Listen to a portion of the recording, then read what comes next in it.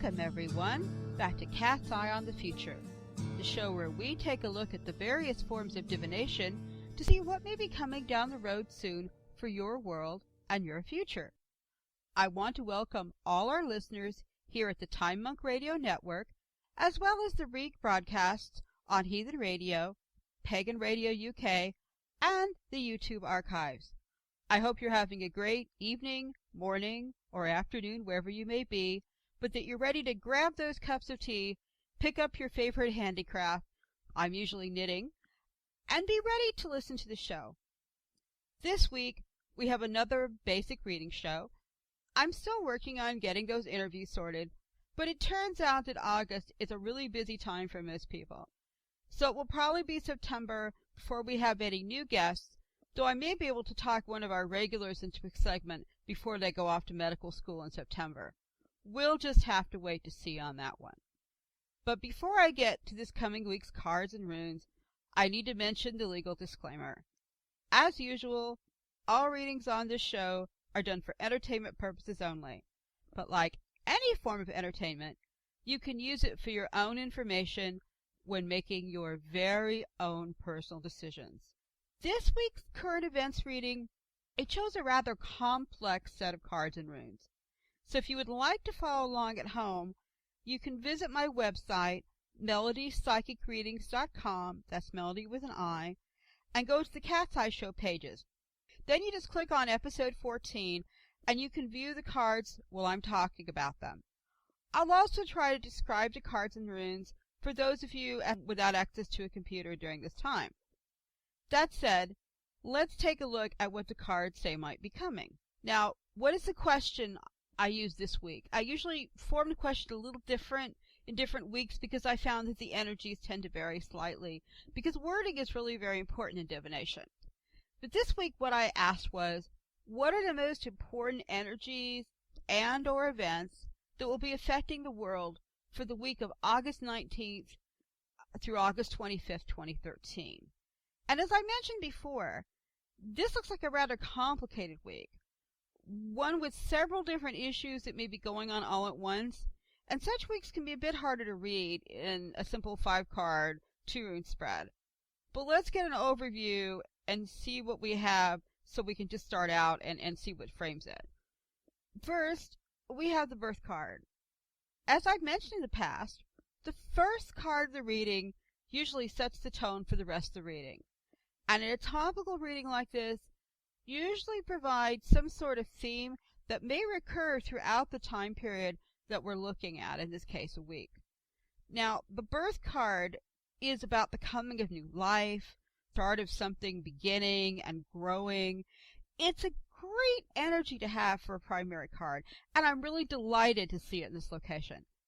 As we shall see, it may also help offset some of the more intense cards by redirecting or limiting some of their less pleasant effects on people. Now, I'm going to break my usual pattern here, and instead of just going directly to the next card, I want to point out that the last card in this reading is the mother card. This is a picture of a mother closely holding and protecting her children as she watches over them. So we have a frame of sorts around the other cards. The powerful and creative energies of birth are on one side at the beginning, and then the nurturing, protective powers of the mother on the other side, framing it.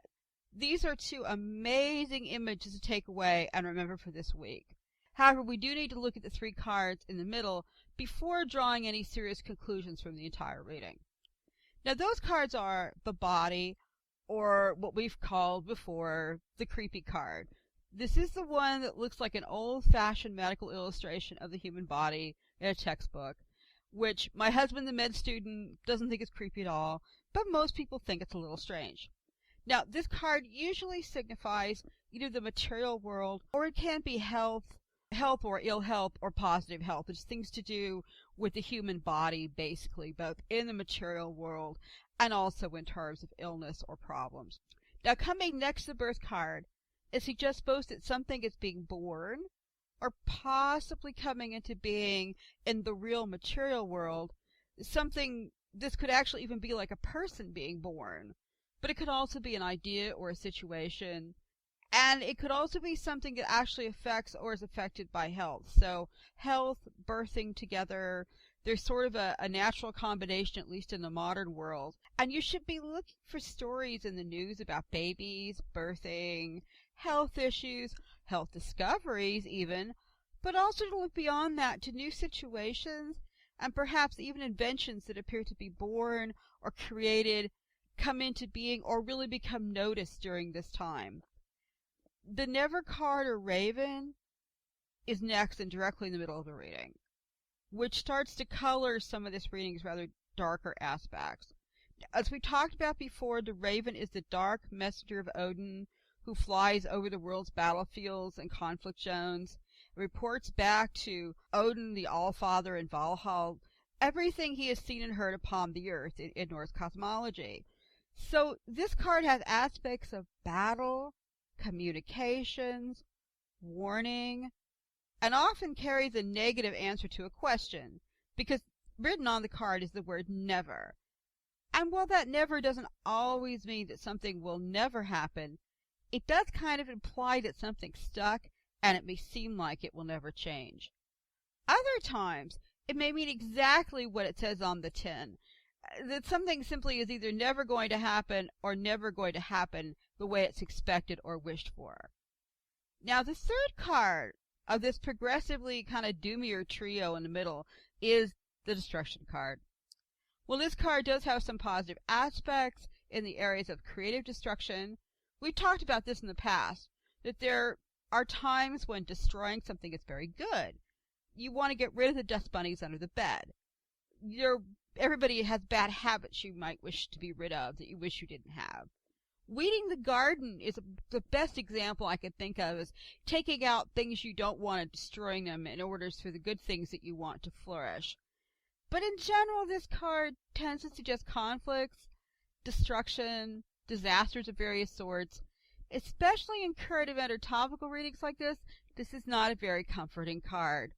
Especially when, as I pointed out before, there are actually 40 cards in this deck. It's not that I'm deliberately pulling the same ones over and over again, and we keep seeing them in the weekly readings. It's just that because the energies are the same, or continuing, or just morphing slightly, I keep getting similar cards, even though I'm shuffling the deck over and over to make sure that the cards are not just stuck. In fact, sometimes I'm even using different decks of psi cards.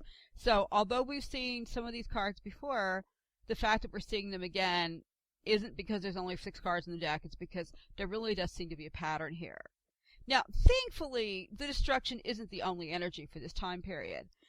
But destruction is likely to play a role. When combined with the birth card, there's a little hint of the birth of destruction. And yes, I'm hearing the song The Eve of Destruction in the background here. I'm of that age, sorry, it just comes to me. But since we have other modifying cards in between, and the fact that the destruction card keeps showing up in these readings suggests to me that, well, a new situation may arise that causes even more heartache or more of a problem or something more to look at. It's unlikely to be a totally new situation either. I mean, it could be what actually sparks off the destruction, but it could also be kind of just a rebranding of something, which would also be like a birth. Because if you look at cycles and the way things occur in history, people tend to go through fads and moods, and you might say that something gives birth to the jazz age. Well, that might have been the beginning of the age of jazz, but music similar to jazz was already around for a few years before. That was how it was able to bring this about, and that's kind of the sense I'm getting, is there may be something that totally new that comes into being, but I suspect that part of this destruction energy is connected to something that's already ongoing, even if it's kind of below the surface. Now, the body card hints that one issue during the week may be something revolving around birth, health, the health of mothers and children, etc. So pay real close attention to medical stories. And there'll be some good ones as well as some bad ones, because the energy there for both good news and bad news. So we're not just trying to focus totally on doom here. Some of it could be really good. And I would like to think the never destruction card means there will never be any destruction. And it could be that way about something. It may mean that something that appears to be doomed is suddenly at the last minute pulled from what everybody expects and everything is fine. But my gut is telling me that it's probably more like the Raven warning of coming destruction. Again, that Never card with the Raven on it. Some of this may affect physical people, their bodies, their health, etc. And it could perhaps involve conflicts or battles. But it could also be things like illness or radiation, even poor nutrition, issues with food, or other threats that need to be watched out for. I think they just need to be paid attention to this week. Destruction being next to the Mother card also suggests an assault on all nurturing values. Perhaps in some quarters a rejection of female leaders in elections. Mothers of their countries or local localities may run into trouble. They may lose elections. They may become unpopular. There may be issues there, a reputation, kind of destruction of protections for children in some places, or attempts at such destruction. Just because an energy exists doesn't mean it will be overwhelming or win the day, but there'll probably be talk of children in danger or children imperiled. The concept of the Mother may also come out as a symbol of hope. In the wake of destruction caused by another situation, sort of like the way the Europeans in the late Middle Ages started praying a lot more to the Virgin Mary as a mother figure after the Black Death came and killed like up to a third of everybody around, because at that point God himself seemed really far away and a mother figure seemed so much closer in understanding. And that's kind of, again, so we get this image of possibly a woman, a female figure, or nurturing energy that kind of, after the destruction, kind of helps pick up the pieces. Finally, we have the rune staves, Ice and Isot and Daguj Dawn, or the Sun at Dawn. Now, these runes sort of frame the reading in a less obvious way, but they're very similar to the Birth and the Mother card combination. But they're still there. It's like an echo of that overall arching energy of the card reading. The Isa rune is the first rune, and it's the cold rune of ice. It's stuck, frozen, unmoving, very much like the Never card. It suggests a situation so stuck it feels like it will never move or change. It's almost the exact opposite of the Birth card that starts the reading. So you have both creation and stasis at the same time, both sort of fighting for energy supremacy in the same week. Creation may be happening at one level, while things seem totally frozen out on another. And it's this competition, this twist and turn, back and forth that kind of dominates and makes this week so complicated. Of course, the ice could have other meanings here. For example, there could be a major discovery that improves the implementation of frozen human embryos, that improves the number of women able to become mothers, especially if this was a discovery that seemed like it would never happen, and yet it finally does, and it prevents the needless destruction of having to make so many fertilized eggs during the process. Now, that would be a really great expression of all these energies, and a highly positive one for those suffering from infertility. I'm not saying that particular scenario is going to happen, much as I think it would be really cool if it did, but that's just kind of what I call my monkey mind speculating on a really positive and good expression, how all these energies could come together in good and positive ways. Now, the Daguj rune, in that case, would be a light dawning at a new era in the field of science.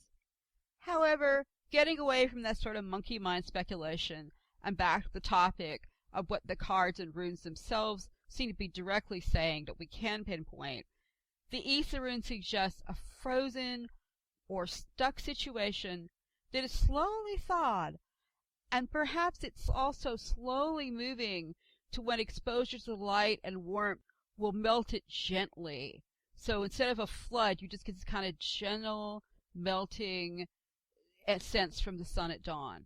This unfolding slow energy may put a bit of positive damper on that destruction card, because the dawn rune suggests, as I said, an easier melting on a negative or stuck situation than what otherwise might occur.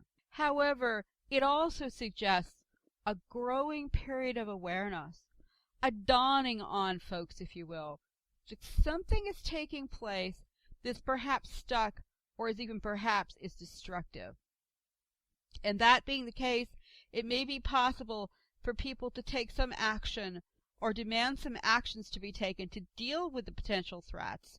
Because if the dawn sort of reveals them to where people can see them, say there is a threat to health, birth, mothers, the food supply, or a potentially explosive or destructive situation building, if the public becomes aware and senses them, then there may become a certain amount of mood and pressure swings on those who might actually be able to make a difference to actually start doing something. Because 3/4 of dealing with the problem is realizing it's there, and that's kind of the sense I get with this.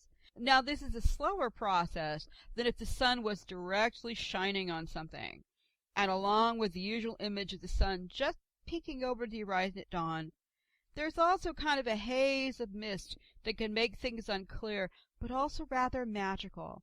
So a sort of hazy understanding at first, rather than a flat-out awareness, is likely to become the theme of this week, especially towards that very end there, after the destruction energy has sort of played its biggest punch. It may not go away totally, but it's sort of built to that peak, and we get into that sort of after period.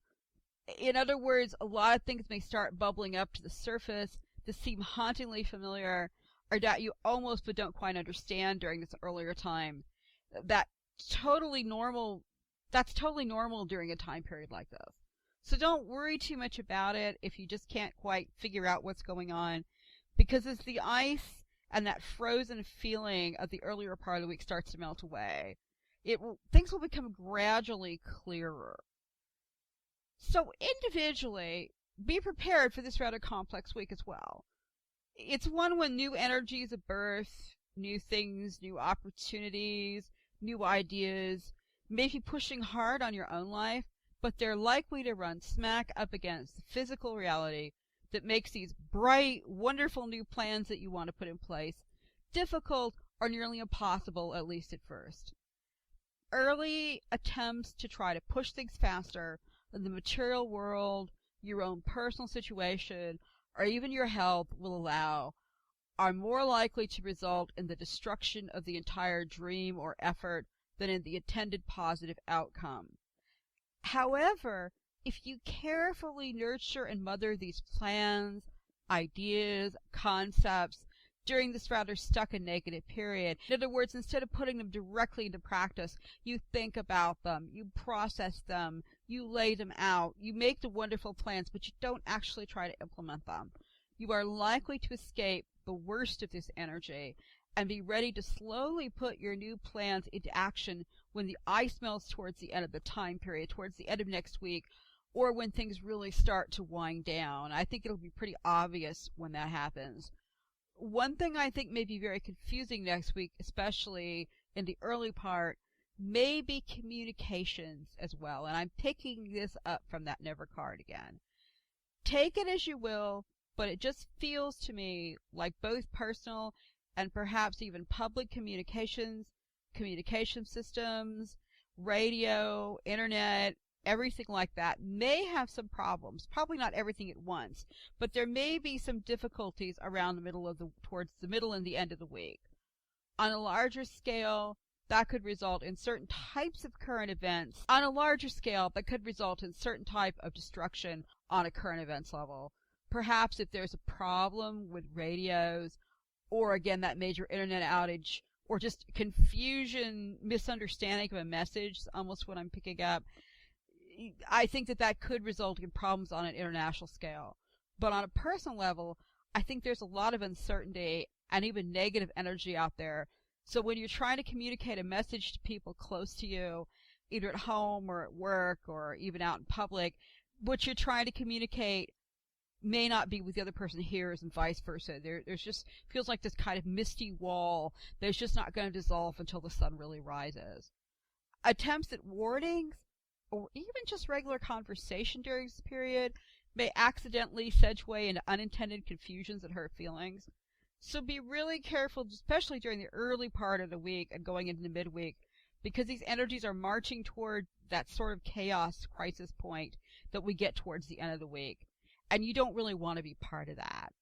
Now, when you can't do anything really about the international scales of destructions or crises that this could tip off, you can do a lot to ensure your own home life and those you love are as unaffected as possible.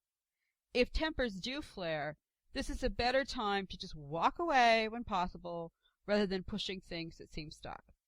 Wait a bit, and towards the end of the week, after the explosion period and the energy moves away from that stuck, then we explode energy, to nurturing, mothering, calmer, or at the very least kind of aftermath energy, you can move towards dawning understanding. You can start reapproaching situations that are confusing and see if everybody can push it back together and make sense of things and communicate. Even being aware of this buildup, some personal conflicts and issues may be impossible to avoid, but just try to be really calm and be kind to those around you, because after all, you are aware of these energy potentials that this week holds because you listen to this program. Most of those around you will not have a clue.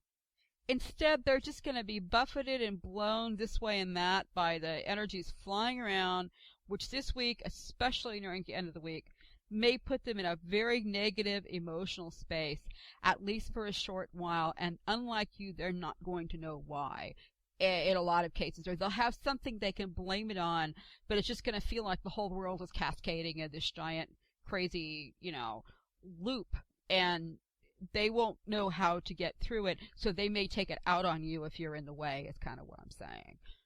Meanwhile, being informed about it, you can try to answer them to some degree with soft words, or at least by not adding to the building discharges when confronted by others who are simply reacting rather than processing their situations during this period.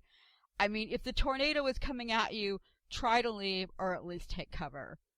You can also, there is kind of a way to fight back in a very personal way, but these are mostly things you can do alone.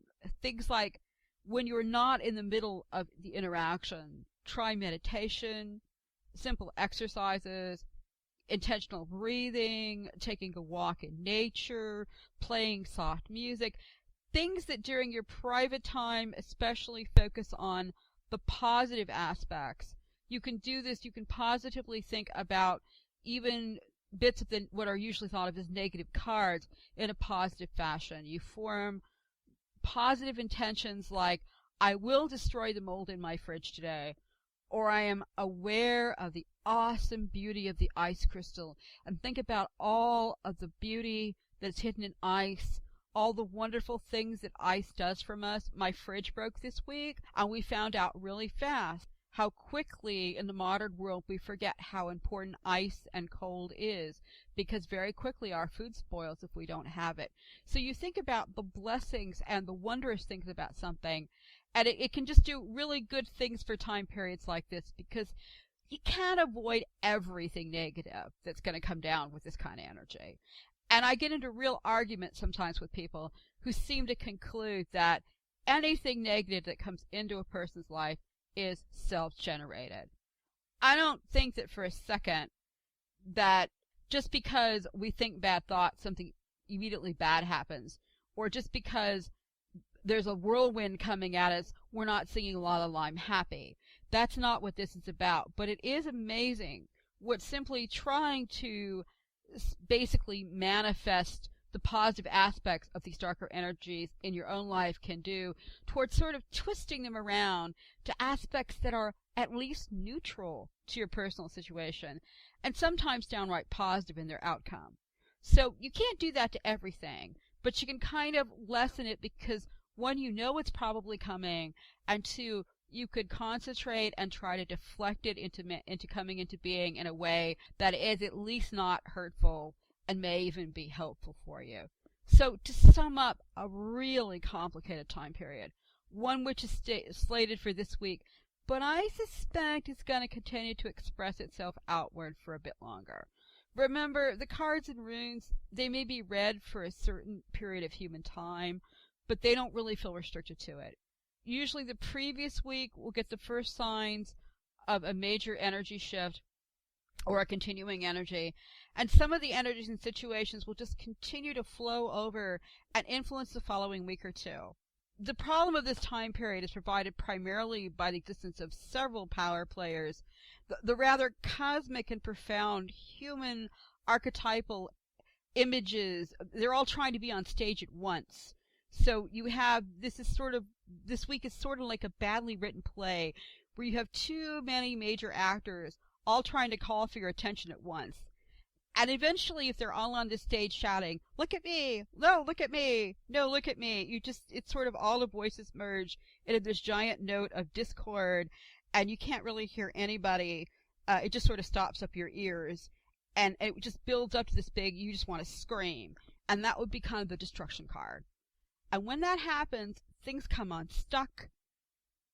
The aftermath ensures, but towards the very end, we get this kind of nurturing and understanding period, and hopefully a bit of calm after that sort of, I just can't take it anymore, starts to descend on everybody. And we can start actually, I don't have the cards yet, but I'm hoping that maybe next week a certain amount of reestablishment of communication will take place, at least for individuals, even if the outer world continues to have to deal with the aftermath of some really big mess up in that department. But when you have forces like birth, the mother, the body of humans, destruction, ice, never, dawn, all trying to say their lines at the same time, life is just going to be a bit confusing for a while. So fight your own confusion, as I suggested, with as much rest, calm, centered living as you can manage during this upheaval period.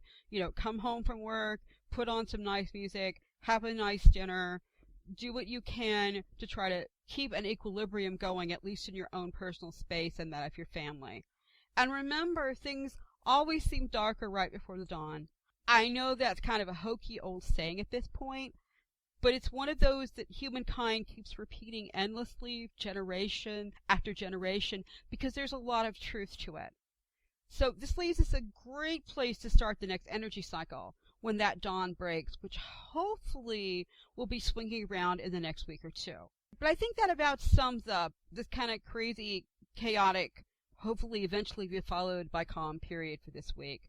So let's take a break now, go get another nice hot cup of tea, and be ready to enter our virtual reading room, the place where the chairs are always comfy, the fire is always warm, the candles are always lit, and the tea is just the way you like it. Meet you back there right after these short messages. All the music used on the show today is from musicalley.com, your source for free-to-air music for podcasts. The artists place their music up for free to air in hopes that you, the listener, will visit their site and purchase some of their outstanding musical offerings. So after the show, why not visit musicalley.com and explore their extensive playlist? And she sings, she goes home in the evening with the dew all on her wings.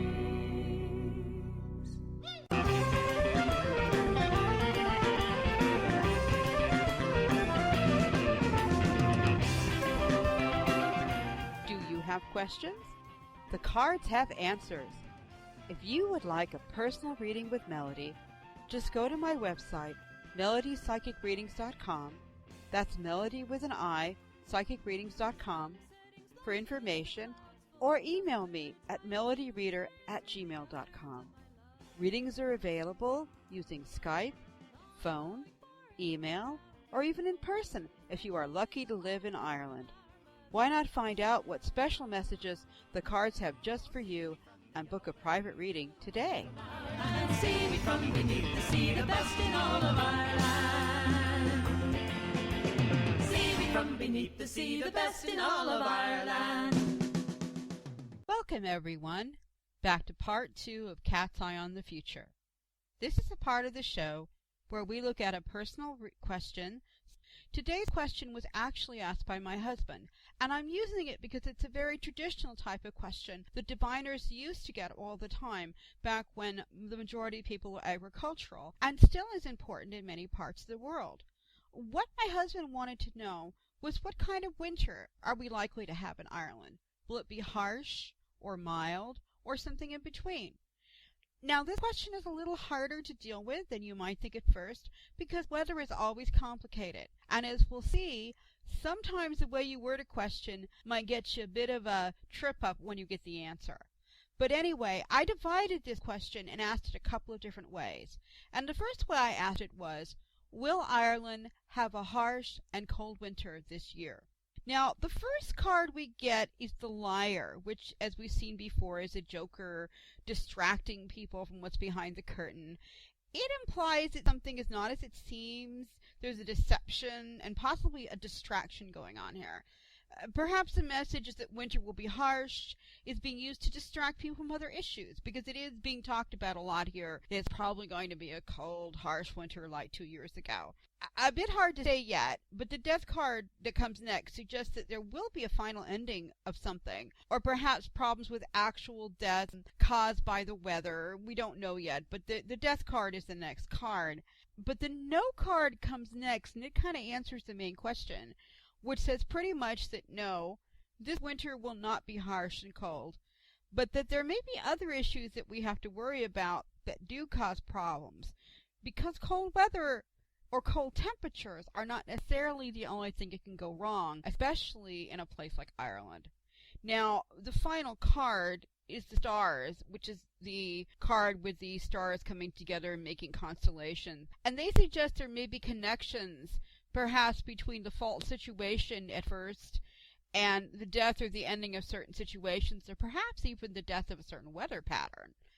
It may also suggest that the weather this year may be somewhat connected to the stars in some way, or that by watching the stars or even the sky will help folks know what's coming. Now, that's going to become important when we get further in the reading. Remember the stars and looking up to the sky as possible, because when I wrote this, I had not yet done the second reading, but it will become very interesting later.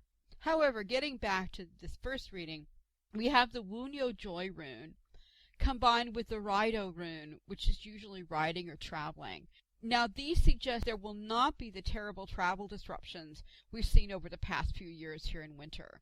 On the other hand, given the final reading that we'll get to in a few minutes, I also have to flag that horses or riders or horses and riding or even horse racing, part of this reading is probably significant.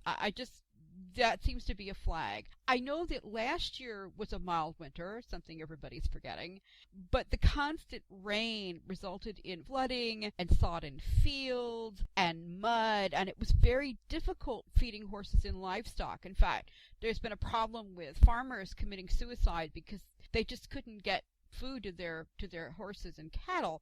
And that went on through the early spring and early summer of this year. And there were actually a lot of articles about horses being abandoned or turned into rescue groups. So this could be, I think, a continuing issue. But to summarize this version of the question, no, Ireland is not likely to see a particularly harsh and cold winter like the ones we had 2 and 3 years ago. Probably not, least in terms of terribly cold temperatures. But now let's reverse the question, because weather is tricky to read for, and you want to make sure that you're catching all the angles. So this is how I worded part 2. Will Ireland have a mild winter this year? Now things get complicated, which I suspect means the weather this winter will perhaps not another example of what they called Snowball Ireland is likely to happen again. It's still going to be kind of complicated, possibly worrying, and somewhat destructive. That's because the first card in this version of the reading is destruction, which suggests either violent weather and or weather that results in destruction of something, crops, livestock, property, that sort of thing. The no card comes next and is followed by the never card, so you have this kind of double negative. And they look like a contradiction. Like, how can we not have a harsh winter and not have a mild winter? But then you realize that I actually used the word mild when I asked the question, when perhaps I should have used the term warm. Because the other cards and runes indicate there will be nothing that is really very much mild about this winter in a gentle sense, in the way we often use the word in English. But we just know that it's unlikely to be severely cold. So the yes card then follows. You've got no, never, and yes. And I think that the yes card is finally answering the question to which the cards are having sort of pity on me and realizing I actually meant to ask, which is, yes, the winter will be mild in the sense of temperature, but not necessarily in overall winter-related events. And what do we have to worry about this winter? Is there a hint here in this reading? If it isn't snow and deep ice and frozen landscape, it is the rune Hagalaj that answers this question. Hagalaj is the hailstone, or hailstorms. It's a sudden strike, sudden hits from above, just like that stars card in the first reading, and often associated with hail in a real weather terms, often comes along with harsh, pouring cold rain, high winds that bring down trees, flooding that washes things away. Anyone who's ever seen the aftermath of a bad hailstorm knows just how destructive they can be. But I also think that while the hail may be the major thing to look for during this winter, I'm also getting the suggestion of accompanying severe storms with that wind, rain, and hail all coming together. And this would fit a frequent weather pattern I've seen after like nearly 18 years here in Ireland, one that tends to accompany some of the milder winters. Well, we don't have a lot of snow or severely cold weather. You might have a few days, and this isn't saying there won't like be a brief cold period and maybe even some brief snow flurries or snowstorms, but primarily the weather is milder, and so most of it is more like freezing and cold rain. And so we, instead of the snowball Ireland, what we get hit is with classic warm and cold air masses that get these incredible winds and really destructive storms. There's a tree in front of our house that fell the first year we moved here that fortunately fell away from the house. It was a giant old oak tree, and it just went crash. It's those kind of winds and the kind that just go on for days and hours, and it can also get really wearing on the nerves. Even when it doesn't actually hurt anything, it can be psychologically difficult to deal with. And then that's when we get to this last rune. This last rune is Naudij, which is the rune for need fire, desperation, or great need. And the need fire is those two sticks that you rub together to make the most ancient form of fire. And my guess is this signals a real possibility of power failures and due to the storms, and that's really common here. The year that our tree went down, we were without power for 5 days and 5 nights, more or less. I can't remember it exactly, but again, it wasn't necessarily cold as in way below zero, but it was cold and kind of frozen, and it got frost at night, and trying to bathe and trying to sit around with just oil lamps and when the batteries ran out and stuff, it was psychologically difficult, and you become very aware how much you're dependent on technology. So I think that the possibility of power failure also reflects a need for that need fire that people will need to light their stoves and warm their houses. And a complicating factor of that is the rising cost of heating oil, turf, and even other necessities like food and lamp oil and warm clothing could mean that a severely wet or storm-ridden winter here could bring a great deal of need and desperation on the part of the public, and a real need for that most basic unit of fire, the fire in the stove, and the fires of electricity which may be affected. So we get the picture here of a winter that may be mostly milder temperature-wise, or at least relatively speaking, but hardly mild in terms of weather-related issues. And again, when we talk about a mild winter in Ireland, we mean like temperatures in Fahrenheit. It would be like, 35 to 40 degrees. So it's still not really warm. It's just not cold enough to really freeze things. And it's interesting because there is something called the farming annals of ancient Ireland, which were kept by the monasteries for like about 400 or 500 years, and they're not completed, but they go back as far as the Dark Ages, the Migration Age. And it's interesting that some of the milder winters that are recorded are the ones that tend to be accompanied by pestilence and die-offs of cattle and things. And this was because it never got cold enough to quite kill off the insects and the germs and things that occurred. So that's another thing we want to look at in that death card as a final thought here, is that just because it's mild doesn't mean it's good. And I think that's kind of the message that the cards are giving here.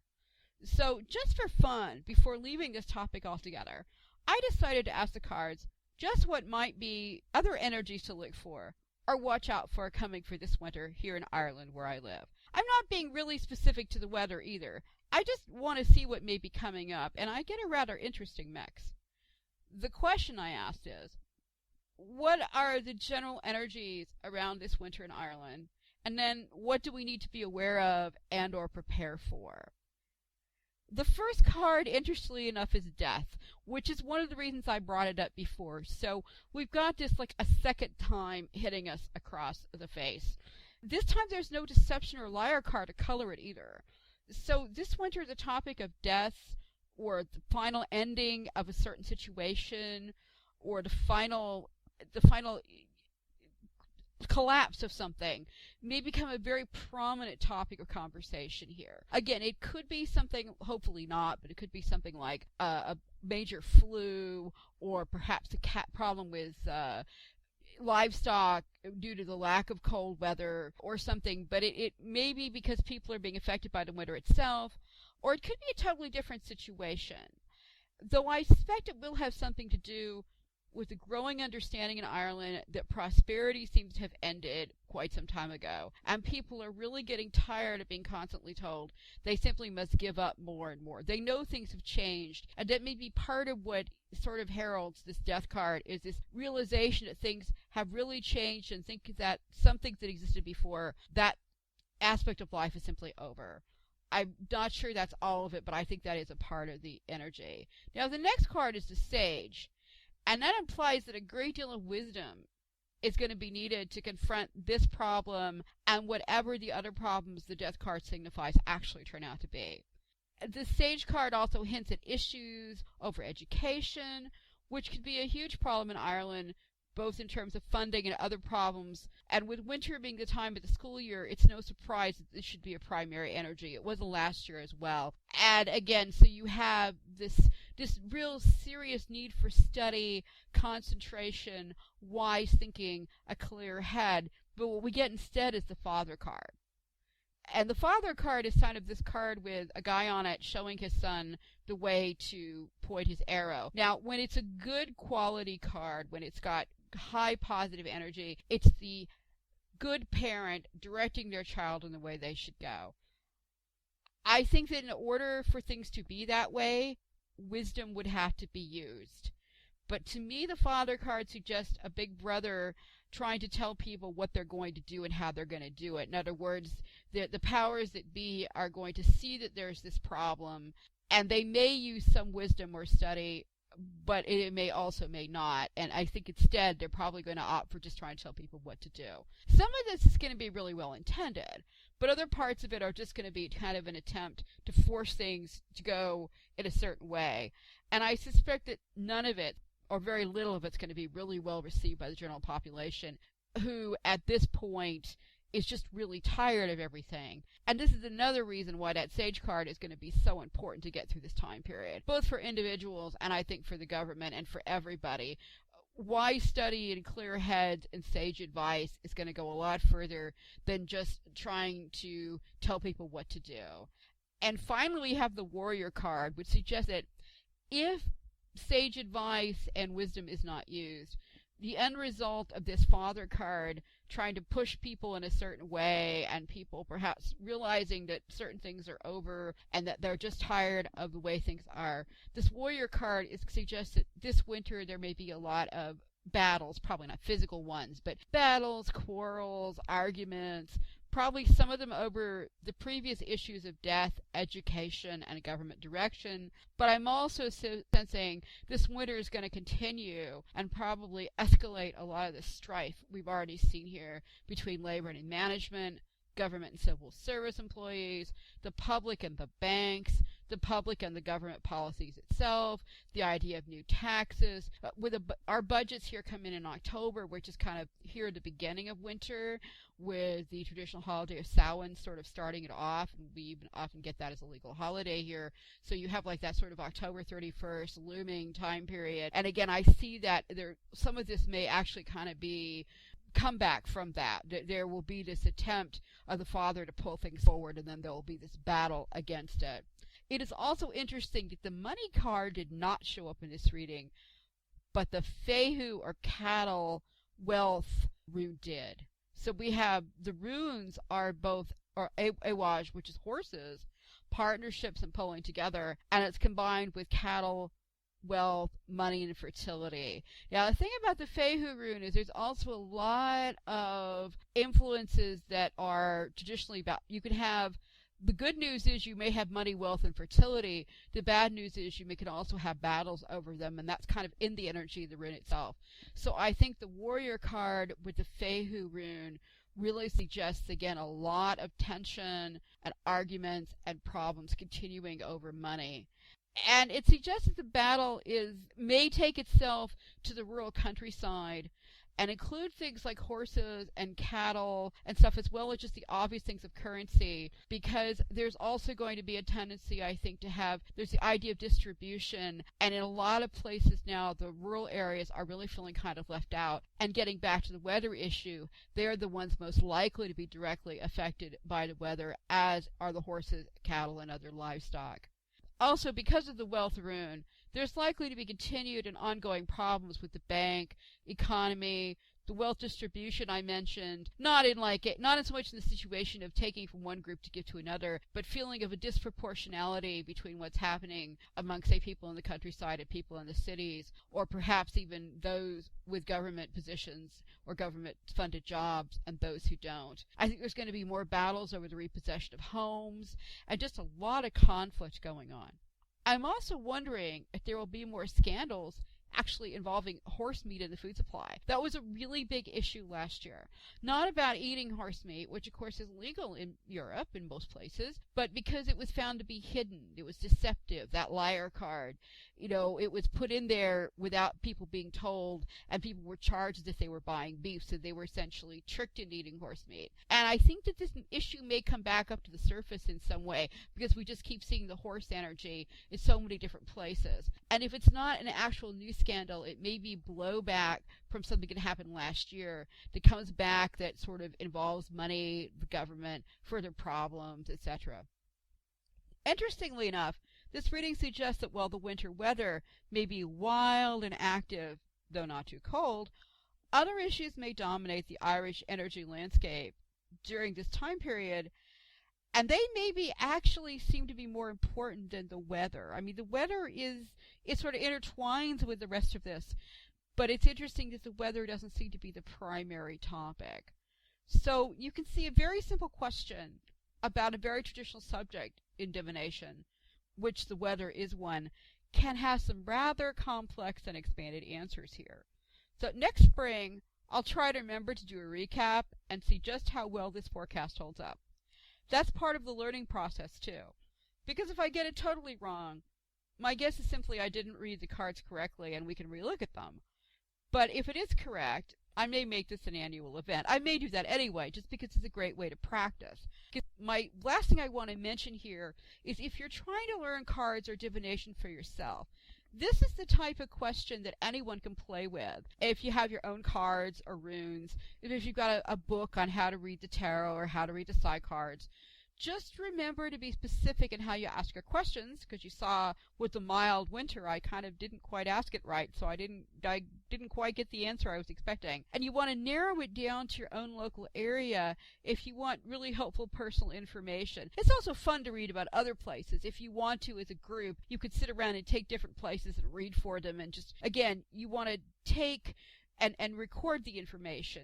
This is the type of question that works really well for a beginner or a group of people using cards and runes, and using that book as your guide, because you can just write down your cards, just write down the information. You can even maybe photocopy or cut and paste in what the book says it meant and read it over, because that'll help you remember. And then compare notes in the spring and see how close or how far apart your answers ended up. Thankfully, we don't have to take these forecasts as seriously as our ancestors did, most of us, unless we happen to be farmers or work in the agricultural industry. We have a harsh or destructive winter. Most of us are not worried about actually dying from cold or starving to death, at least not at this current time. But because this is kind of an old universal question that diviners have been asked to look at since, we were hunters and gatherers, you will find yourself working in a sort of archetypal flow of information, which, while it can be confusing at times, like this reading was, it still sort of puts you in the flow and is sometimes surprisingly accurate, even for beginners to get a handle on. Also, since most people aren't relying on the weather these days, it's a pretty safe area to explore in your early readings, provided you also to remember to combine your personal results with the local weather forecast when making a personal decision like whether to get a sweater when you go out on any given day. You don't want to just obviously rely on your divination. But, no one needs to know, except you or your little group, that you're even doing this. No one needs to know how your predictions turn out. Especially, you can just make them, put them away, and then take them out again. So I suggest giving this a try if you're a beginner learning to read, or even if you have a little more experience but have never tried weather forecasting. Because remember, the results are likely to be kind of general and seem to work better, at least in my experience, for longer time periods, at least like a month rather than, say, a day. You can play around with it, but I found that, trying for more than less than a week is really pretty difficult. And months and seasons tend to work better because, particularly with the runes, again, we're dealing with very old powers and very old themes and concepts, which is why runes work really well for it. But like when we saw with the Hagalaz rune, we have only the hailstone to go by, but then you have to think about what else usually comes along with hail to get the rest of your reading there. But if you're looking for safe and non-relationship types of readings to start out with, weather is a really good and traditional place to start. You're going to find that when you start reading for other people for practice, the majority of your questions are going to be relationship-based. And this is also really good to practice on, and we will talk about that in another one of these reading sessions where we talk about how to read for relationships. But the thing about it is, when you're first starting out, you may see things that you may not exactly know how to convey to somebody. And if you see something you think is a difficulty or isn't the answer the person wants, this can be rather trying, even for experienced readers. But it's really difficult if you're just starting out.